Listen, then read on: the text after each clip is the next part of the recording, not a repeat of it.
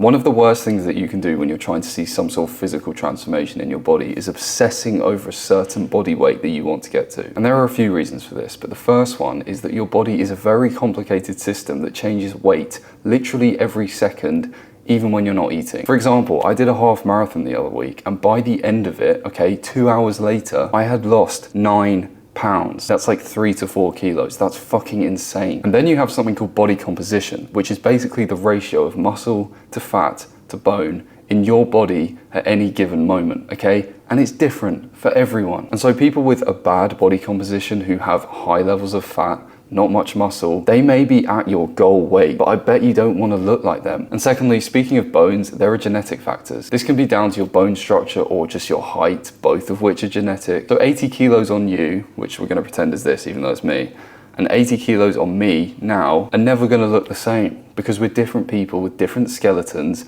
at different heights. And that's even if we have the same amount of muscle mass. It's never going to look the same even if we're at the same weight. Maybe because your bones are lighter, maybe they're shorter, or we're just different heights. And that leads me into my third point. You have no idea what you would look like at a certain body weight, even if you've been there before. For example, in both of these photos, this one and this one, I am the same weight, but I bet you wouldn't think that. And the mental problem here is once you get to your goal weight, you may actually just not like how it looks on you because you just set it randomly. Not to mention when you're shooting for a target weight, it usually leads to unhealthy things like overeating to get to a weight goal that's higher or undereating to get to a weight goal that's lower. So here's what you should actually do. You need to take a daily weight reading and take a weekly average from that daily weight reading, but you're not going to only rely on that. You're also going to take a fuckload of photos, okay? Progress photos every day if you want, okay? Make sure they're kind of consistent. That's the best way to track your progress